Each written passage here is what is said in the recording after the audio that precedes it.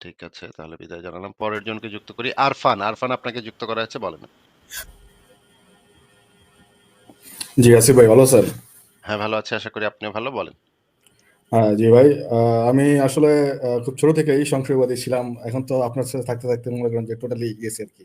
আমার সাথে মনে করেন যে আমার ওয়াইফও আমাকে বলে যে এই ব্যাপারে সব ব্যাপারে আলোচনা করবো না, মানে এরকম। ও আর কি খুব ধার্মিক ছিল, কিন্তু মানে আমার সাথে থাকতে থাকতে মানে ও একটু অন্যরকম হয়ে গেছে আর কি।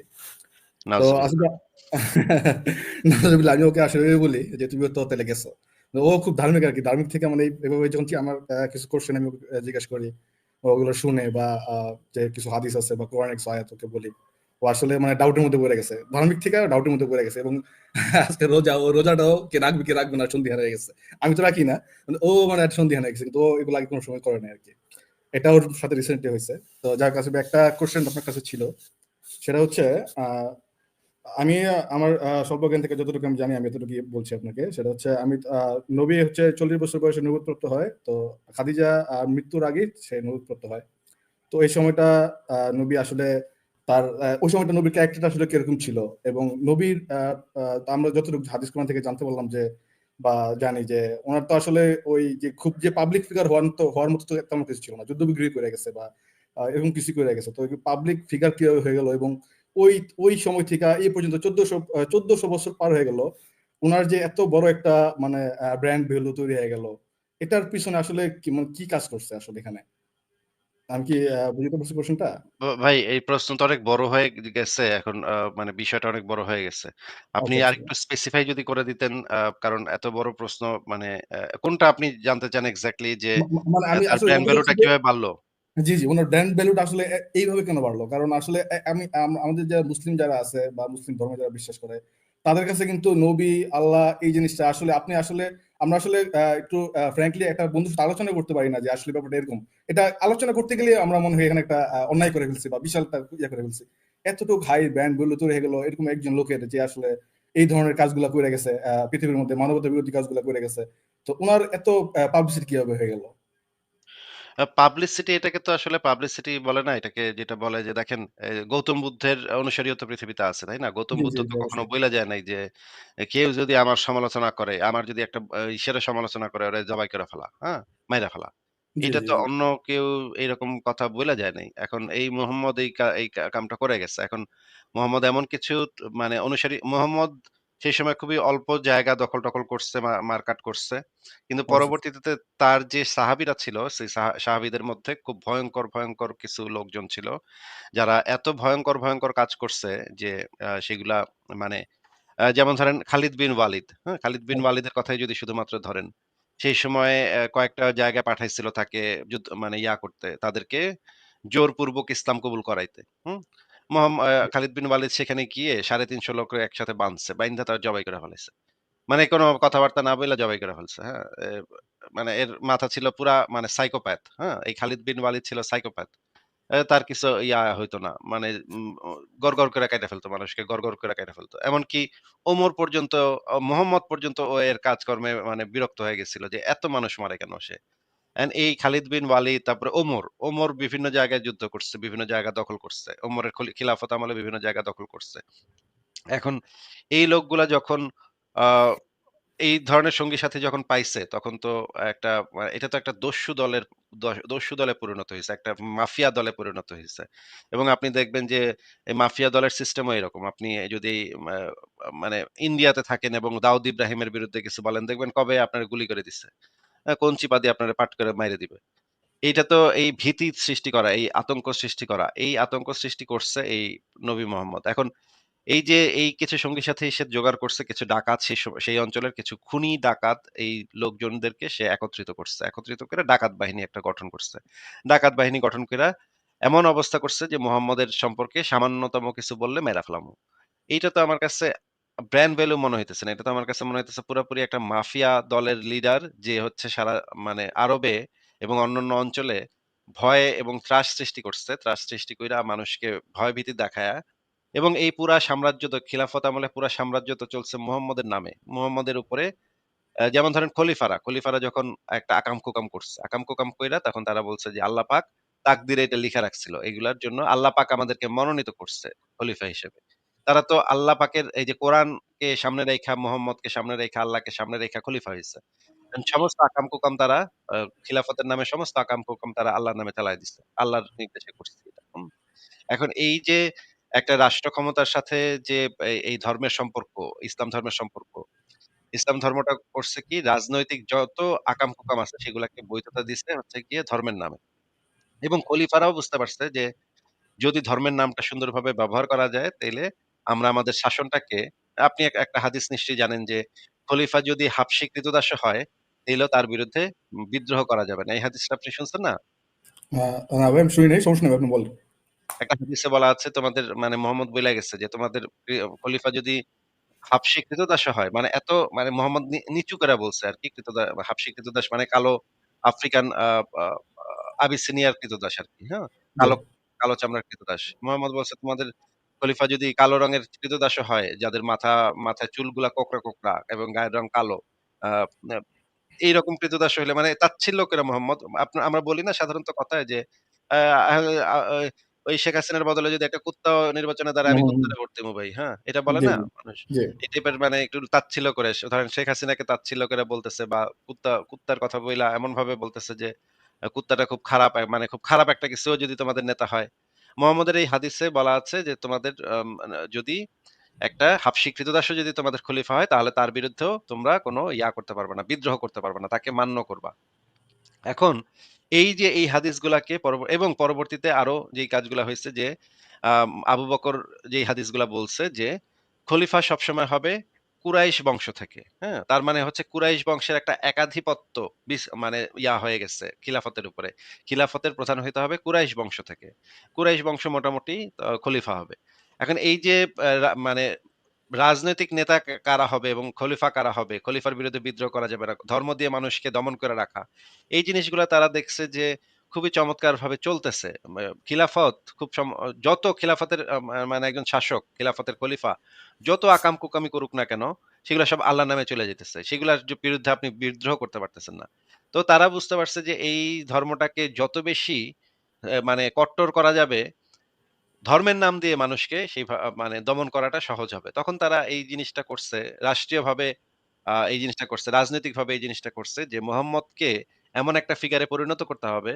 মোহাম্মদকে এমন একটা কিছুতে পরিণত করতে হবে যেন এটার বিরোধিতা কেউ করলে এক্কা মেরে ফেলামু। কারণ তাদের তো লাভ আছে এটাতে। কারণ মোহাম্মদ বইলা গেছে হাফ স্বীকৃত দাসও যদি খলিফা হয় তাইলে বিদ্রোহ করা যাবে না। তাইলে তো বিদ্রোহ দমন হয়ে গেল। মোহাম্মদরে যদি উপরে রাখা যায়, মোহাম্মদের একটা মূর্তি যদি মানুষের সামনে রাইখা করা যায় বা মানে শাসনটা করা যায় তাহলে তো খুব সহজ হয়ে যায় খলিফাদের শাসনটা। খলিফারা এই জিনিসটা ভালো বুঝছে। আপনি দেখেন, আপনি যদি পড়েন এই যে কৌটিল্যের অর্থশাস্ত্র একটা বই আছে, হ্যাঁ? জি, জি, আ জি, সেখানে আপনি দেখবেন যে কিভাবে মানে জনগণকে ব ব বলদ বানায় রাখতে হয়, কিভাবে জনগণের উপরে মাথার উপরে কাঁঠাল ভাইঙ্গা খাইতে হয়, কিভাবে জি, জনগণকে ভোদাই বানাইতে হয়, হ্যাঁ? এগুলার জি। কিছু ট্রিকস এই দেয়া জিনিসটা আছে। মনে হয় আপনার শেষে করা হয়েছে, মানে একটা সময় পরে করা হয়েছে ভারত উপমহাদেশের দিকে, যেখানে যারা হচ্ছে একটু দুর্বল চিত্তের যে মানুষ আছে বা যারা একটু অবহেলিত, মানে এটা তো হিন্দু রাজ্য ছিল, যখন হিন্দুদের মধ্যে যে জাতীয় প্রথার কারণে যে ডিভাইডেডটা ছিল, ওইটার কারণে যে দুর্বল চিত্তের যারা ছিল তাদেরকে ইসলামের দাওয়াত দেওয়া একটা গ্রুপ তৈরি করা হয়েছে, এভাবেই ইয়াটা আগাইছে। হ্যাঁ, তাদেরকে বলা হইছে তোমরা ইসলামে আসলে সমান হয়ে যাবা। এখন আর হ্যাঁ, জাতপাত জি, প্রথা জি, থাকবে না।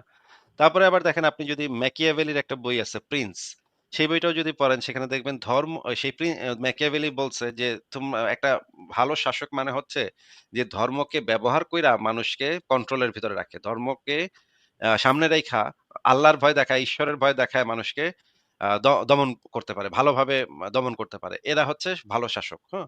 এখন এরাও দেখছে খিলাফতের আমলে এরাও দেখছে যে এই আল্লাহ, রাসূল এদেরকে যদি আমরা এমন একটা ফিগারে পরিণত করতে পারি যে এই ফিগারকে ধরাও যাবে না, ছোঁয়াও যাবে না। এদের সম্পর্কে কোন ধরনের এমনকি জামার একটা বুতামও যদি দেখেন ইমাম শাফির একটা কথা আছে। মুহাম্মদের জামার একটা বুতাম ময়লা এটাও যদি কেউ বলে তাইলেও তারে সাথে, সাথে যে কেউ গিয়ে মেরে ফেলাইতে পারবে। মানে মানে এই সবকিছু যে উল্টে চলে গেছে। সবকিছুর ঊর্ধ্বে রাখতে হবে। হ্যাঁ, তার নিয়ে কোন কথাই বলা যাবে না। বলতে গেলে উজু কইরা বলতে হবে। হ্যাঁ, এমন একটা পবিত্রতা আরোপ করা হইছে, এমন একটা উঁচু জায়গায় নিয়ে যাওয়া হইছে যে এরে নিয়ে আর কিছু কবি না। কইলেই শেষ কিন্তু তুই। কিন্তু ঘটনার মূলত ঘটছিল হচ্ছে রাজনীতি আর ক্ষমতার জন্য। হ্যাঁ, মানে পুরা জিনিসটাই ঘটছে রাজনৈতিক কারণে। এখন দেখেন এই যে আমাদের এই শেখ হাসিনাও কিন্তু এই একই কাম করছিল। এই শেখ জি, মুজিবরে জি, জি। সবকিছুর উপরে করতে হইব। এই এটা করণ দেব না, সেটা করো। এইটা কইরা লাভটা হইছে কি? এটা কইরা মানে ওই যে মানে একটা দস্যু বাহিনীর মতো না, তৈরি হয়। তাই না? লাভটা ছাত্রলীগ হচ্ছে কি বলতে আপনি ভাই তো দেখেন, যদি মনে করেন যে এরকম আরো কিছু সময় যাইতে হয়তো বা আমাদের বাচ্চা-কাচ্চা শেখ মুজিবুর একটা গালি যদি গালি দিব বা একটা খারাপ কথা বলবো, ওনার নামে একটা বিদ্রূপ করবে, এরকম কিছু করতে কিন্তু একটা আতঙ্ক ফিল করতো। এটা কিন্তু এই লাভটা কিন্তু এভাবেই হচ্ছিল আরকি। লাভটা কিন্তু না, না। হচ্ছিল। হয়তো কমপ্লিট হয় না, নাই, না, না। কিন্তু লাভটা কিন্তু লাভ হচ্ছিল। লাভটা হয় নাই ভাই, হয় নাই। যদি এই যে দেখেন পরবর্তী সময়ে শেখ হাসিনার পরবর্তী মানে এই আমলের শেষের দিকে আপনি দেখবেন যে শেখ মুজিবুর রহমানকে একটা ধর্মীয় ফিগার হিসেবেও তৈরি করার চেষ্টা করা হচ্ছিল। বলা হচ্ছিল যে শেখ পরিবার আসছে সৌদি থেকে, হ্যাঁ? সৌদি থেকে তার পূর্বপুরুষ নাকি সৌদি আরবের কি শেখ, হ্যাঁ? এই যে লিঙ্ক তৈরি করে নবী নাকি নবীর বংশধর নাকি তারা কোন নবী না ইবনে আব্বাস কার নাকি বংশধর, এগুলা বানাইতেছিল। কিছু লেখক বই-টইও লিখছে এগুলা নিয়া, হ্যাঁ? শেখ মুজিবুর রহমান হইতেছে অমুকের বংশধর, হ্যাঁ? তার নাকি রক্ত হইতেছে ওই পর্যন্ত গেছে। এইগুলা কইরা তারা যেটা ওসমানের পরিবার না কি জানি না জানি কার পরিবার এরকম কিছু বই-টই লিখছে তারা। এরকম কইরা তারা একটা ধর্মীয় ফিগারেও পরিণত করার চেষ্টা করছে। এই যে এইভাবে যদি ফিগারটা তৈরি করা যায়, ফিগার পরিণত কইরা তারপর দেখা যায় যে শাসন ক্ষমতা খুবই মানে শক্তিশালী হয়। দেখেন শেখ হাসিনা কিন্তু আর যাই হোক গালি দেন আর যাই দেন কিন্তু ১৫ বছর ১৬ বছর কিন্তু শাসন করে গেছে, তাই না? জি, জি, জি। আপনারা কিন্তু ট্যাফু করতে পারেন নাই। ওই শেখ মুজিবুর রহমানের এটা করণ যাবে না, শেখ মুজিবুর রহমানের গালি দিলে ১৪ বছরের জেল, ৳২,০০,০০,০০০ জরিমানা। এগুলা করে কিন্তু শাসনটা কিন্তু ঠিকই করে গেছে। এখন যদিও লাথি খাইছে কিন্তু শাসনটা কিন্তু ঠিকই করে গেছে। শেখ মুজিবুর রহমানের ওই যে ছোট টাইপের নবী, হ্যাঁ? মুহাম্মদেরই ছোট ভার্সন আরকি। ভার্সন, হ্যাঁ, মুহাম্মদ একটা হইতেছে ভার্সন।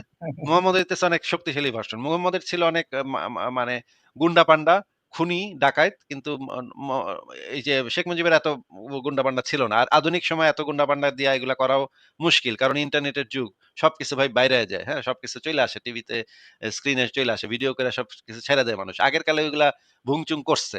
আগের কালে তো ক্যামেরা-ট্যামেরা ছিল না। বুং-চুং কইছে যে আমি ৪ ২ ভাগ করছি। সবাই বিশ্বাস করছে। ঠিকই তো। কিন্তু এখনকার হইলে তো ভাই মানে উপায় নেই। এখন কি কেউ আপনার মনে হয় যে কোন বলদেও কইবো আমি ৪ ২ ভাগ করছি? এখন বলবে না। এখন ভাই ক্যামেরার যুগ। যেকোনো সময় ভিডিও-টিডিও কইরা এই যে মানে গ দেলোয়ার হোসেন সাঈদীরে চাঁদে দেখা গেছে। এটা নিয়া কি হুলস্থুল। হুম। হ্যাঁ, পরে দেখা গেল এগুলা সবই ভুয়া কথা। আমরা তো বুঝি যে এগুলা ভুয়া কথাবার্তা। এই সমস্ত ধুনফুন ১৪৫০ বছর আগে তারা করতে পারছে এই অশিক্ষিত মূর্খ মানুষদের কাছে এই সমস্ত ধুনফুন করতে পারছে। তো এখন তো ভাই এগুলা সম্ভব না। এখন কি এগুলা কইরা পার পাওয়া যাবে? তারপরেও এখন সেই যে শেখ মুজিবুর রহমানের সময় শেখ মুজিবুর করা হইছিল। শেখ মুজিবুরের নামে করা হইছিল। শেখ মুজিবুর রহমানকে এমন একটা ফিগারে পরিণত করমু আ যে এটা করা যাবে না। কিচ্ছু বলা যাবে না। তো এই ব্র্যান্ড ভ্যালুটা তো তৈরি হইছে এইভাবে। ব্র্যান্ড ভ্যালুটা তৈরি হইছে চাপাতির মানে ভয় মানুষকে এভাবে চুপ করে রাখা। এখন একটা এটা জনগোষ্ঠীকে যদি আপনি দীর্ঘদিন এই ভয়টা দেখান যে মাইরা ফেলামু, কিছু বললেই মাইরা ফেলামু। তাহলে তো জনগোষ্ঠী ওই সমালোচনা করবে না। সঠিক সমালোচনাও করবে না। এখন দেখেন মুহাম্মদ আসলে কি ছিল? সেগুলো তো কোরআন হাদিসে আছে। এগুলো থাকার পরেও নাকি সমালোচনা করা যাবে না। দেখেন মানে গনিমতের এখন মাল নিয়ে আসতেছে, মেয়ে মানুষ নিয়ে আসতেছে। এরা থাকার পরেও নাকি সমালোচনা করা যাবে না। এটা কোন কথা ভাই? এটার কারণটা হচ্ছে ভাই, আসলে আমার কাছে যেটা মনে হয়, এটা আসলে এই ধর্মটা যারা মার্কেটিং করছে তারা তো এটা নেগেটিভ দিকটাতে সম্পূর্ণরূপে ধরতে গেলে একটা হাইডি করে রাখছে। পজিটিভ যে জিনিসগুলো আছে এগুলোরে ঘুরায় পাচ্ছে মাখায়া সাধারণ জনগণের সামনে এনে দিচ্ছে। এবং সাধারণ জনগণের মধ্যে এরকম এরকম একটা অনুভূতি তৈরি হয়েছে যে অনুভূতির ভিতরে আসলে আপনি আঘাত করতে পারবেন না। এখন অনুভূতির উপরে আপনার বিবেকের আঘাতও খাটে না, আপনার সংশয়ের আঘাতও খাটে না, কোনো আঘাতই খাটে না। এখানে অনুভূতি আপনার কমন সেন্সও খাটে না, এরকম তৈরি হয়ে গেছে আর কি মানুষের মধ্যে। এটা আসলে যে কিভাবে ব্রেক হবে আমার আসলে বুঝে আসে না। আসলে মানুষের ভিতর থেকে আসলে এই জিনিসটা যাবে কিভাবে। আমি সাধারণ আমার একটা বন্ধু-বান্ধবের সাথে এটা আলোচনা করতে খুব দ্বিধাবোধ করি যে আসলে কি ওকে এটা বলা ঠিক হবে কিনা। কারণ সবার ভিতরে একটা জিনিস আছে। আমরা সারা সারা বছর যদি খারাপ কাজ করি, ওই যে রোজার মাসে আর খারাপ কাজ করব না। মানে এই যে অনুভূতিগুলা, এই অনুভূতিগুলো আসলে ভাই আসলে খুব শক্ত হয়ে গেছে আরকি মানুষের ভিতরে। না, এগুলা অন্ধবিশ্বাস তো ছোটবেলা থেকে এগুলা শিখায় বড় করা হয়েছে তাদেরকে এবং তারা তাদের ছোটবেলা থেকে দেখছে যে এই কাজগুলা করলে সবাই তাদেরকে ভালো ছেলে বলে। সে যতই মনে করেন আকাম-কুকাম করুক না কেন, ধরেন দুর্নীতিবাজ, সে চরম দুর্নীতিবাজ, মানে বাটপার, বদমাইশ কিন্তু সে রোজা রাখে, নামাজ পড়ে। তাইলে কিন্তু সে ভালো হয়ে যাবে সমাজের কাছে, হ্যাঁ? খুব ভালো ছেলে একটা ভালো। বাহ্যিক ছিল আরকি একটা। হ্যাঁ, ছেলে ভালো, নামাজ পড়ে। খালি একটু মাঝে মাঝে একটু গাঞ্জা-গুঞ্জা খায় আরকি। কিন্তু ছেলে ভালো, মানে নামাজ পড়ে। দেখেন এই যে একটা জিনিস দিয়ে সে মানে সমাজের চোখে হয়ে গেল, ভালো হয়ে গেল। এটা কিন্তু মানুষেরও নিজের মানে ইসের জন্য দরকার। মানুষেরও নিজের বেনিফিট আছে, এটা বেনিফিট আছে আরকি। হ্যাঁ, বেনিফিট আছে। বিভিন্ন মানুষই বিভিন্ন ধরনের বেনিফিট পায়। মানে বস্তুগত বেনিফিট পায়। সমাজে এই যে যেমন ধরেন যত বড় দুর্নীতিবাজ দেখবেন তত বড় ধার্মিক, তত বড় আলহাজ। তাই না? জি, জি, জি। মানে তত সাদা জামা পাঞ্জাবি পইরা তার এই যে দেখেন সালমান এফ রহমান। হ্যাঁ, হ্যাঁ। জনগণের হাজার কোটি টাকা মাইরা খায়া শেষ করে দিছে। হ্যাঁ? শেয়ার মার্কেট উল্টায় পাল্টায় দিছে। এরে দেখলে মনে হয় আল্লাহ পাকের রাসূল আইসা নাইমা খাড়া হইছে। নুরানি চেহারা। নুরানি চেহারা, হ্যাঁ? আবার মানে উর্দুতে কথাবার্তা বলে। দাড়ি কত বড়, হ্যাঁ? এইগুলা তারপরে এই যে কয়দিন আগে একটা লোক প্রশ্নপত্র ফাঁসের এই যে একটা পিয়ন, হ্যাঁ? প্রশ্নপত্র ফাঁস হইল। মানে সে টাকা নিয়ে প্রশ্নপত্র ফাঁস করে দিত। হুম। ওই বেটার মানে নামাজের ছবি মানে ইসের ছবি। সে নাকি সব টাকা দিয়ে দিচ্ছে ইসেরে। ধর্মের আপনার কাজে আপনার নাকি প্রশ্নপত্র ফাঁস হয়ে গেছে ওটা একটু ঢেকে গেছে যখন নামাজের ছবি আর দাড়িওয়ালা ছবিটা দেখছেন না লোকটা মনে হয় একটু ভালো। হ্যাঁ, হ্যাঁ, প্রশ্নপত্র জনগণ ঠান্ডা হয়ে গেল দেখেন। হ্যাঁ, জনগণ কিন্তু একটু ঠান্ডা ঠান্ডা হয়ে হয়ে গেল। গেছে, একটু ঠান্ডা হয়ে হ্যাঁ, গেছে। কমেন্ট-টমেন্টও আমি তখন চেক করলে দেখতে পারবেন যে একটু মানুষের ভিতরে সহানুভূতি জায়গা উঠছে না লোকটা ধার্মিক। হ্যাঁ, ধর্ম তো করতেছে। একটু হ্যাঁ। প্রশ্ন-টশ্ন ফাঁস করছে তো হইছে কি? এতে ধর্ম এটা তো ভাই আসলে আসলে মানব সমাজের মধ্যে জিনিসটা খুব কঠোরভাবে অ্যাটাক কইরা আছে। এটা আসলে আ মানুষের সবার পার্সোনাল ইয়া লাগবে। তাছাড়া এটা আসলে খুব কঠিন হয়ে গেছে আরকি বর্তমানে। আপনারা চেষ্টা করতেছেন। ইনশাআল্লাহ সামনে এখন দেখেন শেখ হাসিনা যত আকাম-কুকামি করুক না কেন, সে যদি এখন গিয়ে একটু হজ-টজ করে আইসা শাহজালাল, শাহপরানের মাজারে গিয়ে একটু ঘুরে-টুরে আইসা মানে বোরখা-টোরখা পইরা যদি এখন আবার ফিল্ডে নাইমা যায়, জনগণ কিন্তু বলবে, "ও আচ্ছা, আমাগো হাসিনা তো করছে। আচ্ছা একটু ধর্ম-টর্ম তো পালন করে। সে তো ধার্মিক মহিলা।" মানে চেঞ্জ হয়ে যাবে। ঠিক আছে? এই যে এই ধর্মটা দিয়ে মানুষকে বলদ বানানো, এটা তো অনেক আগে থেকে চলতেছে এবং এখনো ইন্ডিয়াতেও একই অবস্থা, হিন্দুদের মধ্যেও একই অবস্থা। এগুলো তো আপনারা বুঝেন। আপনারা একটু মাথা খাটাইলে বোঝা যায় যে এই জিনিসটা আসলে কি। জি, জি। আচ্ছা, আসিফ ভাই আমি আরেকটা বিষয়ে আলোচনা করতে চাচ্ছিলাম যদি সময় দিতেন। আরেকটা কি যেন আপনি বলতেছিলেন যে ৪০ বছর পর্যন্ত ও ৪০ ও বছর হ্যাঁ, হ্যাঁ, জি, কোশ্চেন আমি একটু গ্যাপ করে রেখেছি। মানে সেটা হচ্ছে নবী যখন নবুয়ত পায় এরপর হচ্ছে উনার যে ১ম স্ত্রী খাদিজা উনি মারা যায়। তো এই সময়টার মধ্যেও কিন্তু কি উনার কোনো আ আ মানে কি বলে উনার ক্যারেক্টার নিয়ে কি কোনো কথা বা উনার আসলে ওই সময়টা উনার লাইফ রিডিংটা কেমন ছিল? কারণ উনি যখন ১ম যখন ব্র্যান্ডিংটা করে মানে ইসলামটা যখন ১ম উনি মানুষের মাঝে ছড়ায় তখন তো একটু হাইড কইরা ছিল। তো ওই সময়টা মানুষ আসলে উনি এই সাপোর্টটা কিভাবে পাইলো? মানে আমার ভাবছে এটা। মানে উনি আমি যতটুকু জানি উনি ১ম এ একটু যে লো ক্যাটেগরি দাস যারা ছিল, দাস উনাদের ক্যাচ করছে ১ম এ। ওদের নিয়ে একটা গ্রুপ তৈরি করছে। আমি যতটুকু জানি আরকি। আমি জানি না সব ঠিক কিনা। মানে এভাবে কাজটা শুরু করছে। জিনিসটা কি না এরকম? ১ম এ কাজটা শুরু করছে হচ্ছে গিয়ে ১ম এ যখন কাজ শুরু করছে সেইখানে তো সে একটা বড় ব্যাকআপ পাইছে হচ্ছে তার বউ। এত বড় হ্যাঁ, ধনী মহিলা, টাকা-পয়সা আছে। টাকা-পয়সার সমস্যা তার নাই তখন। হ্যাঁ? টাকা-পয়সা মোটামুটি ভালোই আছে। সমাজে একটা বিত্তশালী লোক, বিত্তশালী মহিলার ঘরজামাই সে। হ্যাঁ? সে তো নিজের তো কোনো পেশা-টেশা ছিল না। সে আরকি ঘরজামাই থাইকা বউয়ের টাকায় আরকি জি, ইয়া বলা করত। হয় যে ব্যবসা দেখতো এরকম। ব্যবসা দেখতো, হ্যাঁ। কিন্তু টাকা-পয়সা তো আসলে তারই হয়ে গেছে, তাই না? বউ বিয়ে করছে, এখন টাকা-পয়সা সব কিছু তো তারই। জি, এখন জি। সেই সময় যে ১ম যে ইসলাম ধর্মে আসছে তাদের মধ্যে কয়েকজন হচ্ছে গিয়ে একজন হচ্ছে গিয়ে আবু বকর, একজন হচ্ছে গিয়ে আলী। আলীরে সে নিয়ে আসছিল। তার আলীর মানে তার চাচা আবু তালিবের অবস্থা তখন একটু খারাপ। আবু তালিব তখন তাকে বলছে, "আলীরে তোমার কাছে রাখো, তোমার বাসায় রাখো। ওরে একটু খাইতে-টাইতে দাও।" তখন আলী ছোট ছিল, তো আলীরে নিয়ে আসছে বাসায়। আলীরে মুসলমান বানাইছে সে। তা আবু বকর ছিল তার বাল্যবন্ধু, ছোটকালের দোস্ত। একসাথে ঘুরতো আবু বকরের সাথে। আবু বকরে গিয়া সে পাম্পটি মারছে। আবু বকর তখন বলছে, "হ্যাঁ, দোস্ত ঠিক আছে, আমিও তোমার ধর্মে আছি।" পরে তারপরে খাদিজা তো হইছেই। এরপরে খাদিজার একজন দাস ছিল যায়েদ। সেই যায়েদও তখন মুসলমান হইছে। যায়েদ আবার মুহাম্মদের পেছনে সাথে থাকতো। খাদিজা যায়েদরে মুহাম্মদরে দিয়ে দিছিল। হুম, হুম। এই ৩-৪ জন মিলা তখন তারা কারে করণ যায় সেটা খুঁজতেছে। এখন বড় লোকদের কাছে গেছে ১ম এ। বড় লোকদের কাছে যেমন আবুল আহাব, আবু জেহেল, আবু সুফিয়ান এদের কাছে গেছে। কিন্তু এরা সবাই হাসাহাসি করছে। ধুর বেটা তোরে তো চিনি আমরা। তো কি কস এসব? আ ওরা কেউই তার ধর্মটা নেয় নাই। তখন সে কি করছে? দেখছে যে বড়লোকেরা তো এমনিতেই খুবই ভালো অবস্থায় আছে। এইখানে নানা ধরনের ব্যবসা-বাণিজ্যের সাথে তারা যুক্ত। এইখানে হজের সাথে তারা যুক্ত। এখানে ধর্মগুলার সাথে তারা যুক্ত। তাদের তো আসলে দরকার নাই একটা নতুন ধর্ম আইসা গ্যাঞ্জাম বাঁধানির এগুলোর তো দরকার নাই তাদের। তখন সে দেখছে যে কারা খারাপ অবস্থার ভিতরে আছে। মানে এই যে নতুন ধর্মে কনভার্ট হয় তো মানে খারাপ অবস্থায় থাকা জি, মানুষেরা। যারা জি, জি। ভালো অবস্থায় আছে তারা তো কখনো নতুন কোনো একটা ধর্মে যাবে। তারা তো অলরেডি তাদের ধর্মের ভিতরে ভালো আছে ভাই। মানে মনে করেন এখন আপনি মিজানুর রহমান আজারীরে একটা নতুন ধর্ম চালু করে মিজানুর রহমান আজারীরে ডাকতেছেন। "হ্যাঁ, আসেন ভাই আমাগো নতুন ধর্মে আহেন।" এ তো কইব, "ধুর বেটা আমি তো আমার ধর্মে তো ভালো করে-টরে খাইতেছি। আমি তোর ধর্মে যামু কেন? এখানে তো আমি লাখ কোটি টাকা পাই। তোর ধর্মে আমি যামু কেন?" এখন এখন সে দেখছে যে সমাজের ভিতরে মানে খুবই খারাপ অবস্থার ভিতরে কারা আছে। দেখছে ওই অঞ্চলের দাসরা আছে সমাজের সবচাইতে খারাপ। অবস্থায়, যাদের আসলে কিছু নাই আসলে। তাদের বাইচা থাকারও কোনো মানে উদ্দেশ্য নাই। তারা যেকোনো সময় মইরা গেলেই আসলে ভালো। আ কারণ এত মানে দাসপ্রথা জিনিসটাই তো এরকম যে তাদের জীবনেরই কোনো স্বাধীনতা নাই। জীবনেরই কিছু নাই আসলে। জীবনের কোনো উদ্দেশ্য নাই। তো সে তখন গেছে ওই যে দাস-টাস কয়েকজন দাস-টাস পাইছে। দাস-টাসরা গিয়া মানে দাস-টাসও ভাবছে এবং দাসটা সেই সময় ছিল শক্তিশালী, গায়ে গতরে শক্তিশালী। আপনি যদি দেখেন যে ওই অঞ্চলের যারা বড়লোক, আপনি যদি প্রাচীনকালের ইয়াগুলাও দেখেন যে তাদের সামাজিক অবস্থা। যে ওই অঞ্চলের যারা বড়লোক তারা কিন্তু এত ফাইটার না। তারা কিন্তু এত যোদ্ধা না। তারা কিন্তু একটু মোটা-সোটা টাইপের লোকজন, হ্যাঁ? মানে ব্যবসা-বাণিজ্য করতো আরকি ওনারা। ব্যবসা-বাণিজ্য করে, খাওয়া-দাওয়া করে, ব্যবসা-বাণিজ্য করে, আনন্দ ফুর্তি করে, এই টাইপের লোকজন। আর যারা দাস তারা ছিল ওই সময় শক্তিশালী লোক, মাসল আলা লোকজন, যারা হচ্ছে এক ঘুষি মারলে মনে করেন ৩ টা লোক পইড়া যাবে। এই টাইপের তখন মোহাম্মদ দেখছে যে এই দাসদেরকে যদি আমার দলে আনা যায়, দাসরা হচ্ছে শক্তি সামর্থ্য আছে, যুদ্ধ-টুদ্ধ করতে পারবে, মারামারি ফাইট-টাইট করতে পারবে। এদেরকে দলে আনা গেলে সেটা হচ্ছে সবচাইতে লাভজনক এবং তাদের আসলে জীবনে আর কিছুই নাই। তাদেরকে এমন একটা আমি স্বপ্ন দেখাবো যে পৃথিবীর জীবনে তারা যে জিনিসগুলা পায় নাই, যে জিনিসগুলার অতৃপ্তি তাদের রয়ে গেল, জীবনে তো তারা অনেক কষ্ট করলো, অনেক অ অ অস অত্যাচার সহ্য করলো তারা। কিন্তু তাদেরকে এমন একটা স্বপ্ন দেখাবো, এমন একটা সুন্দর স্বপ্ন দেখাবো, যে স্বপ্নের লোভে তারা আমার দলে যোগ হবে।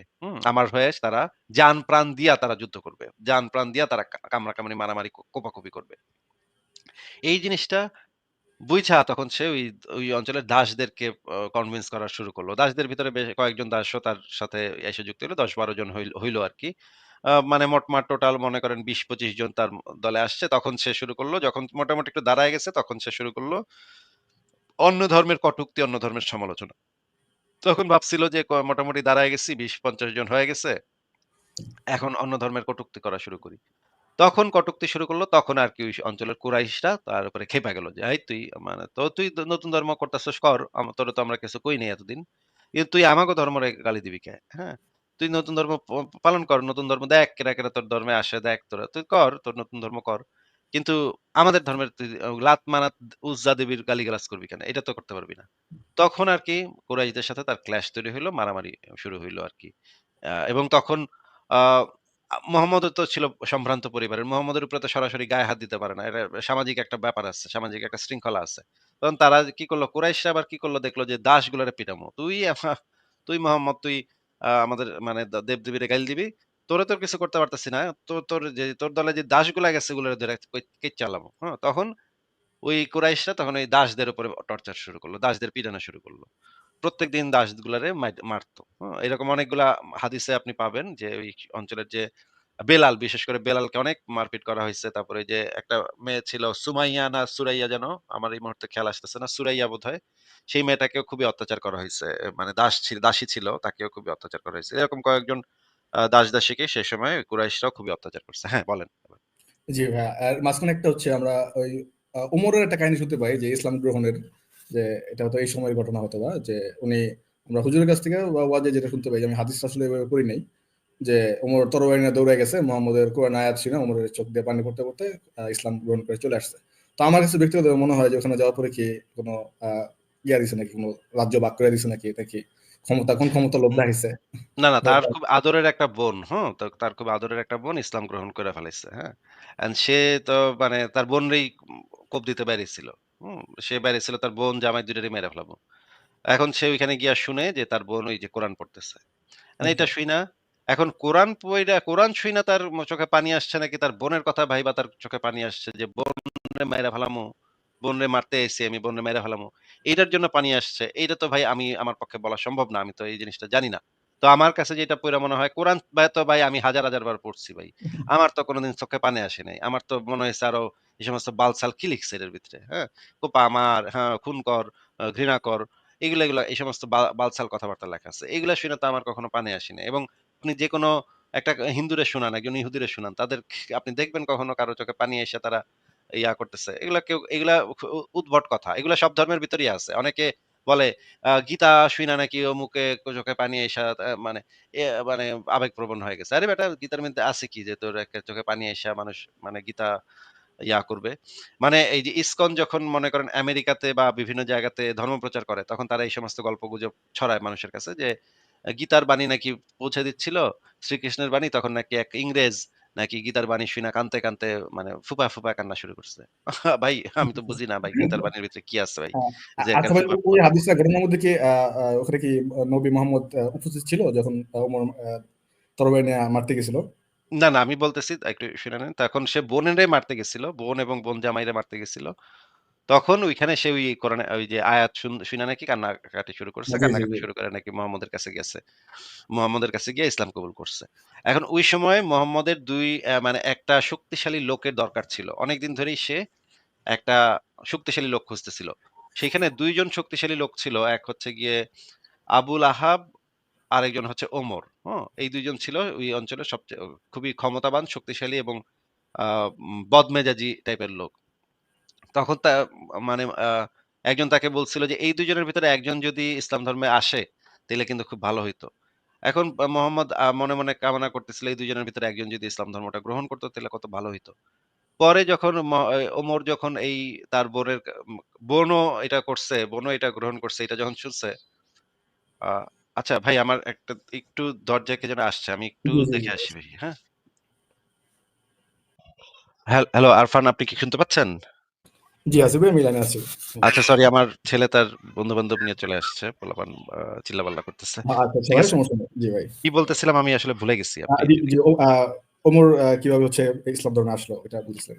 ও আচ্ছা তাহলে আমি যেটা বলতেছিলাম যে এই জিনিসটা যে ওমর যে তার বোনকে মাইরা ফেলার জন্য সে আরকি প্রতিজ্ঞা করছিল যে এই তার পরিবারের কেউ যদি ইসলাম গ্রহণ করে তাহলে তাকে মাইরা ফেলবে। হুম?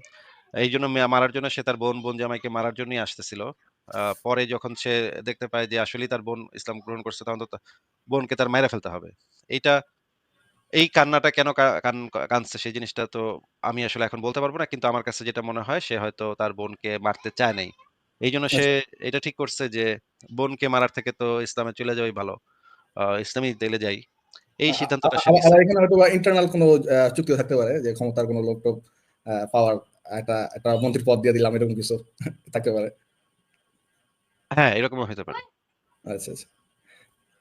আচ্ছা, আসিফ ভাই, আপনি সময় দিলে আমি আরেকটা ব্যাপারে একটু আলোচনা করতাম, যদি সময় দেন।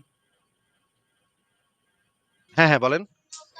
আচ্ছা, এখানে আমার সৃষ্টিকর্তা মানে আল্লাহর বিষয়ে একটা সংশয়, এটা একটু আপনার সাথে একটু আলোচনা করতেছি আরকি। সেটা হচ্ছে যে আল্লাহ তো বেশ কয়েকবার পৃথিবীর মধ্যে আযাব দিছে। যারা কথা শোনে নাই তাদেরকে হচ্ছে পৃথিবী থেকে আপনার যে নূহ নবীর প্লাবন দিছে, বা আরো কয়েকটা আযাবের কথা শোনা যায় যে করছে। যে ব্যাসাগার করছে, করার পরে যে ওরা কথা শুনে ওরা আল্লাহর ঈমান আনে নাই, তাদের জন্য শাস্তি দিছে। তো আ নবী মুহাম্মদ আসার পরে এরকম কোন শাস্তি এখন পর্যন্ত আসে নাই। আল্লাহ হয়তো মনে করতেছে যে এখন মধ্যে সবকিছু ঠিকঠাক আছে নাকি। আর হচ্ছে আল্লাহর নবী মুহাম্মদ থাকার সময় আল্লাহ যে কাজগুলো করছে, যে যারা কথা শুনছে না তাদের তোমরা ইয়া করো, হত্যা করো। তো এখানে আল্লাহ তাদেরকে মানুষ দিয়া মানুষের হত্যা করাইলো, এই জিনিসটা কেন করাইলো? এখানে তো আল্লাহ চাইলে তার পাওয়ার তো খারাপই পারতো। এখানে মানুষের শত্রু কেন তৈরি করলো আল্লাহ এখানে? এই বিষয়ে যে ইসলামিস্টরা যেটা বলে যে আ আ সেই ছিল আসলে সেই ছিল একটা আযাব। তোমরা ওইখানে চলে যাও, তোমরা ওইখানে চলে যাও। আ যে মানে যেটা বলা হয় ইসলামিস্টরা যেটা বলে যে মুহাম্মদ যখন তার ই আ ধর্মটা প্রচার করল তারপরেও যারা মুহাম্মদকে মানল না, এরপরে নাজিল হইল সূরা তওবা। সূরা তওবা যখন নাজিল হইল তখন একদম পরিষ্কার হয়ে গেল যে কাফেরদের সাথে আর মুসলমানদের কোন ধরনের সম্পর্ক, কোন চুক্তি কিছুই থাকবে না। তাদেরকে যেখানেই পাওয়া যাবে হত্যা করবে। মুহাম্মদই ছিল তাদের জন্য আযাব যে কাফেরদের জন্য আযাব ছিল স্বয়ং নবী মুহাম্মদ যে তাদেরকে সবাইকে তখন মেরে ফেলতে হবে। ধরবে আর মারবে। এবং সেই জিনিসটা করা হয়েছিল। মোহাম্মদ যতদিন জীবিত ছিল ততদিন পর্যন্ত কাফেরদেরকে যেখানে পাওয়া যাবে হত্যা করা হয়েছিল। আ মানে তখন আর মানে প্রাকৃতিক আযাবের প্রয়োজন ছিল না। তখন মোহাম্মদ স্বয়ং ছিল সেই আযাবটা ভাই। এই কথাটার প্রেক্ষিতে কি কোনো মানে কোরআনের আয়াত বা হাদিস আছে যে আযাব হিসেবে মুহাম্মদকে পাঠানো হইছে? আযাব হিসেবে মোহাম্মদকে পাঠানো হয়েছে এইভাবে বলা নাই কিন্তু বলা আছে এইভাবে যে আ অন্যান্য আ নবী রাসূলের যুগে আল্লাহ প্রাকৃতিক দুর্যোগ দিয়ে আযাব দিয়ে মেরে ফেলত। কিন্তু মুহাম্মদের আমলে যে জিনিসটা করা হইছে যে মোহাম্মদকে যখন মাইনা নেয় নাই তখন মুহাম্মদের সেই ছিল অথরিটিটা ছিল সবাইকে মাইরা ফেলার।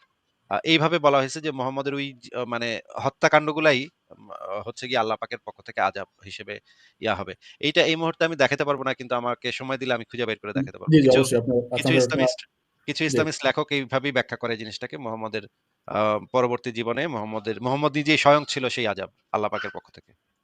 আচ্ছা, ঠিক আছে, আসিফ ভাই, কথা বলে খুব ভালো লাগলো। অবশ্যই আরেকদিন যুক্ত হব। চেষ্টা করব যুক্ত করার জন্য।